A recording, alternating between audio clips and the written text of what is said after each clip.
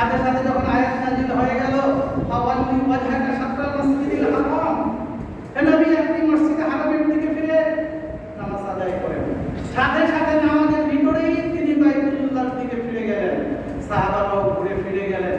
এই কথা তো বলেননি যে ঠিক আছে এখন যেহেতু নামাজে দাঁড়িয়েছি এই বাকিটুকু শেষ করে নেই, আগামী ওয়াক্ত থেকে ইনশাআল্লাহ ওইদিকে ফিরে নামাজ পড়ব। এই কথা কি করেছেন? আপনারা এখানে কে কে আছেন আমি একটু জানতে চাই। কারা হজ করতে গেছেন দেখি একটু হাতে কারা আছেন? আপনারা তো অবশ্যই মসজিদে দুরূদ কিবলাতাইন দেখেছেন। তাহলে মসজিদে দুরূদ কিবলাতাইন যেখানে রাসূলুল্লাহ সাল্লাল্লাহু আলাইহি ওয়াসাল্লাম দুই রাকাত নামাজ বাইতুল মাকদিসের দিকে ফিরে উত্তর দিকে ফিরে পড়েছেন, তারপরে বাকি আবার দুই রাকাত নামাজের ভিতরে যখন এই আয়াত নাযিল হয়ে গেছে তিনি সাথে সাথে দক্ষিণ দিকে বাইতুল্লাহর দিকে ফিরে বাকি দুই রাকাত নামাজ আদায় করলেন। তিনি তো এই কথা বলেন নাই আসরের নামাজ থেকে শুরু করে বাকি সামনে থেকে ওই দিকে ফিরে নামাজ আদায় করব। তাহলে আমরা কেন এই কথা বলবো যে আগামী থেকে পালন করব, এখন থেকে একটু রিল্যাক্স হয়ে নেই, এখন যেই পরিকল্পনা যা কিছু করছি এক পর্যায়ে এসে হজ করে সব মাফ করে তারপরে সাধু সন্ন্যাসী হয়ে যাব। আমাদের অনেকে কিন্তু এই মানসিকতা পোষণ করে না, অনেকে না। এই বরং এখন যে সত্য বুঝেছে সেই সত্য এখনই আমল করতে হবে, এখন থেকে আমল করতে হবে। আর আল্লাহর নবীকে আল্লাহ দিন দেন নাই, বলেছেন কি ফাতাকুনা মিনাল মুআমিনিন। দ্বিতীয় আয়াত ওয়াকানদিরা আশিরাতাকাল আকরাবিন, আর আপনি আপনার পাড়া প্রতিবেশী নিকটতম যারা আছে তাদেরকে ভয় দেখান। আল্লাহ তাআলা অসংখ্য নবী এবং রাসূল দুনিয়াতে পাঠিয়েছেন। কত কি পরিমাণ সেটা সংখ্যা আল্লাহ কোরআনে বলেন, শুধু এতটুকু বলেছেন রাসূলুল্লাহ তাআলা তাসাসরাফু মিন ক্বাব ওয়া রাসূলুল্লাহ লাম নাকসুস মা, যে আমি কিছু রাসূলের কথা আপনার কাছে বলেছি আর কিছু বর্ণনা আমি আপনার কাছে দেইনি। কোরআনে যেখানে 24-25 জনের নাম আসছে আমরা তো 30 জন নবীর নামও বলতে পারি না, 100 তো দূরে থাকবো। অসংখ্য নবী এবং রাসূল আসছেন যারা দ্বীনের দাওয়াত মানুষকে দিয়েছেন, সেই আদম আলাইহিস সালাম থেকে শুরু করে শেষ নবী মুহাম্মদ রাসূলুল্লাহ সাল্লাল্লাহু আলাইহি ওয়াসাল্লাম পর্যন্ত সবাই এক আল্লাহর দিকে দাওয়াত দিয়েছেন। একজন নবীর সাথে আরেকজন নবীর এই দুনিয়াতে সাক্ষাৎ না হইলেও কিন্তু সবার দাওয়াত ছিল এক আল্লাহমুখী। কথা ঠিক কিনা? তাহলে এটা কি বোঝা যায় না সমস্ত নবী এবং রাসূল সেই এক আল্লাহর পক্ষ থেকে এসেছে, তারা সেই তাওহীদের বাণী প্রচার করেছে।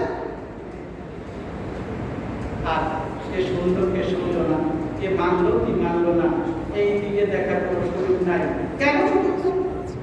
কোন নবীকে আল্লাহ কি এরকম ভাবে বলেছে এই এলাকার মানুষ তোমরা সবাই একত্রিত হও, আমি আজকে অমুককে নবুয়তি ঘোষণা দেব, এইখানে তাকে নবুয়তি দেব, তোমরা সবাই সাক্ষী থাকো? কারো ব্যাপারে কি এই ঘটনা ঘটেছে? না না। আপনারা জানেন মুহাম্মদ রাসূলুল্লাহ সাল্লাল্লাহু আলাইহি ওয়াসাল্লাম ওই হিরা গুহায় যেখানে তিনি সর্বপ্রথম নবুয়তের দায়িত্ব পাওয়ান, তিনি আয়েশা সর্বপ্রথম দাওয়াত দিয়েছেন কাকে? তার স্ত্রী খাদিজা রাদিয়াল্লাহু আনহা, দিয়েছেন বন্ধু আবু বকর রাদিয়াল্লাহু আনহু, দিয়েছেন ওই চাচাতো ভাই আলী রাদিয়াল্লাহু আনহু। এমনি ভাবে একজন দুইজন করে দাওয়াত দিয়েছেন, আর কেউ ইসলাম গ্রহণ করেছেন, কেউ অমান্য করেছেন, কেউ তাকে সত্যবাদী হিসেবে বিশ্বাস করেছেন, কেউ তাকে মিথ্যুক বলেছেন, কেউ পাগল বলেছেন, কেউ জাদুকর বলেছেন। কিন্তু রাসূলের মিশন কি কখনো বদল ছিল? কখনো নয়। আর এই দায়িত্ব আপনার আমার উপরে দিয়ে আল্লাহর নবী মুহাম্মদ রাসূলুল্লাহ সাল্লাল্লাহু আলাইহি ওয়াসাল্লাম তিনি বলেছেন বাল্লিগু আন্নী ওয়ালাউ আয়াত, তোমরা সর্বোচ্চ আয়াত যদি জানো সেটা আগে তোমাদের কাছে পৌঁছিয়ে দিও। বিদায় হজের মক্কায় তিনি এই কথা বলেছিলেন বাল্লিগু শাহিদুল গায়েব, যে তোমরা আজকে যারা উপস্থিত আছো, যারা আজকে উপস্থিত নাই তাদের কাছে আমার এই বাণী পৌঁছিয়ে দিও। আল্লাহ তাআলা এই কথা রাসূলকে বলেছেন বাল্লিগ মা উনজিলা ইলাইকা মির রাব্বিক, আপনার রবের পক্ষ থেকে যেটা নাযিল হয়েছে সেটা আপনি মানুষের কাছে পৌঁছিয়ে দেন। যাই হোক না কেন দিনের দাওয়াতের কাজ কখনো বন্ধ। আপনি আর আমি যদি একটু গভীরভাবে চিন্তা করি, রাসূলুল্লাহ সাল্লাল্লাহু আলাইহি ওয়াসাল্লাম যখন এই আয়াত নাযিল হয়ে গেল, আমাদের আশিরাতে লাকরাবিন, আপনি সবাই নিকটাত্মীয়দেরকে সবাইকে দাওয়াত পৌঁছিয়ে দেন। তিনি যখন ওই সাফা পাহাড়ের উপরে উঠলেন, যে সাফা মারওয়া যেটা এই যে হাজিরা যে দৌড়ান, ওই সাফা পাহাড়ের উপরে উঠলেন এবং তিনি যে সকালবেলা সবাইকে ডাক দিলেন, যেটা আরবের নিয়ম অনুযায়ী, আমি বিস্তারিত বলছি না, যে যখন লোকজন একত্রিত হইল, রাসূলুল্লাহ সাল্লাল্লাহু আলাইহি ওয়াসাল্লাম বললেন যে আমি যদি বলি এই পাহাড়ের অপর পৃষ্ঠে একদম সৈন্য মোতায়েন আছে, সুযোগ পেলেই তারা তোমাদের উপরে আক্রমণ করবে, তোমরা কি আমার কথা বিশ্বাস করবে? সবাই বলবে হ্যাঁ, অবশ্যই বিশ্বাস করবো। কেননা রাসূল তো কোনোদিন চিন্তা করেননি। রাসূল বললেন যে তোমরা এই মূর্তি পূজা ছাড়ো, এক আল্লাহর ইবাদত করো এবং এক আল্লাহকে প্রভু হিসাবে মেনে নাও। দুনিয়ার সমস্ত কর্মকাণ্ডের হিসাব তোমাদেরকে সেদিন দিতে হবে।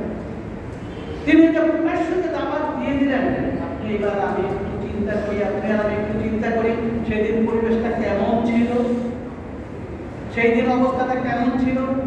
সেই দিনের অবস্থাটা এরকম আমাদের দেশে যে অবস্থা, এর চেয়েও কিন্তু আরো বেশি মারাত্মক অবস্থা ছিল, আরো বেশি মারাত্মক ছিল। কেননা আমরা এটা জানি যে আমাদের ওয়াজ মাহফিলগুলো বন্ধ হয়ে গেছে, আমাদের মসজিদের তাফসীরগুলো বন্ধ হয়ে গেছে, আমাদের দেশের আলেম ওলামাদেরকে জেলে পড়েছে, আমাদের দেশের বক্তাদেরকে দেশ থেকে বিদেশে পাঠিয়ে দেওয়া হয়েছে, অত্যাচার নির্যাতন হয়েছে। কিন্তু সেই পরিবেশ আর এই 2 বছর আগের পরিবেশ যদি চিন্তা করি, তাহলে এর চেয়ে সেই পরিবেশ ছিল আরো বেশি মারাত্মক, আরো বেশি মারাত্মক। আর সেই পরিবেশেও রাসূলুল্লাহ সাল্লাল্লাহু আলাইহি ওয়াসাল্লাম দ্বীনের দাওয়াত কিন্তু করেননি। আর নবী রাসূলরা তারা হলেন মুবাশশির ও মুনদির, রাসূলুল্লাহ মুবাশশিরিন ও মুনদির। আল্লাহ এই কথাটা কোরআনেই বললেন যে তারা বেহেশতের শুভ সংবাদ দানকারী, তারা জাহান্নামের ভীতি প্রদর্শনকারী। যেটা হাদিস প্রসঙ্গক্রমে বলছি, একদিন রাসূলুল্লাহ সাল্লাল্লাহু আলাইহি ওয়াসাল্লাম তিনি শোয়া আছেন, কয়েকজন ফেরেশতা আসে, ফেরেশতারা এসে তারা কথাবার্তা বলতেছে, তারা নিজেরাই বলতেছে এই ব্যক্তি যে ঘুমিয়ে আছে তার জন্য একটা সুন্দর উদাহরণ আছে, উদাহরণটা ব্যক্ত করো। তখন আবার ফেরেশতারাই বলতেছে উনি তো ঘুমন্ত। আবার ফেরেশতাদের মধ্যে আবার আরেকজনে বলতেছে যে ঘুমন্ত হলে কি হবে, তার চোখ ঘুমন্ত কিন্তু কান জাগ্রত। তখন বলতেছে তার উপমা ব্যক্ত করবে। তখন বললেন যে এই ব্যক্তি যে ঘুমিয়ে আছে তার উদাহরণ হলো ওই ব্যক্তির মতো, যে এক ব্যক্তি সুন্দর করে খানা তৈরি করেছেন আর একজনকে পাঠিয়েছেন, যাও মানুষদেরকে বলো যে খানা তৈরি আছে, তোমরা আসলেই খেতে পারো। যে আসলো, খানা খেলো, তৃপ্তি পেল, পরিতৃপ্তি হয়ে তারা চলে গেল। আর যে আসলো না, বিশ্বাস করলো না, সে বঞ্চিত হলো। তখন আমার ফেরেশতারাই বলতেছে যে তাহলে ব্যাখ্যা করো। তখন তারা ব্যাখ্যা করতেছে যে খানা তৈরি করেছেন আল্লাহ, আর সেটা হলো জান্নাত। আর রাসূল হইলেন দাঈ, রাসূলকে পাঠিয়েছেন, যাও লোকদেরকে ডাকো, তোমাদের জন্য খানা রেডি আছে, যারা আসবে তারা তৃপ্তির সাথে থাকবে, খাবে, আর যারা শুনবে না তারা বঞ্চিত। বুখারী শরীফের হাদিস। বিশ্বাস হয় কথাগুলো? আমরা কি ওই জান্নাতে যেতে চাই? আমরা রাসূলের দাওয়াতে সাড়া দিতে চাই? দ্বিতীয় আরেকটা হাদিস, রাসূলুল্লাহ সাল্লাল্লাহু আলাইহি ওয়াসাল্লাম বলেন, আমার উদাহরণ হলো ওই ব্যক্তির মতো যে এক ব্যক্তি তার প্রয়োজনে আগুন জ্বালিয়েছে, আর পোকা যেগুলো, ওই যে পোকা, বিভিন্ন পোকা যে আগুনের মধ্যে পড়ে, আর ওই ব্যক্তি আপ্রাণ চেষ্টা করছে ওই পোকাদেরকে বিরত রাখার জন্য। কিন্তু পোকা থামছে না, তাকে উপেক্ষা করে আগুনের মধ্যে পড়ে আর আত্মহত্যা দেয় আর মরে। রাসূলুল্লাহ সাল্লাল্লাহু আলাইহি ওয়াসাল্লাম বলছেন যে আমি তোমাদেরকে দোজখের আগুন থেকে বাঁচানোর জন্য কোমর ধরে টানছি, কিন্তু তোমরা এমন কাজ করছো যেটার দ্বারা তোমরা দোজখের উপযুক্ত করে নিচ্ছ।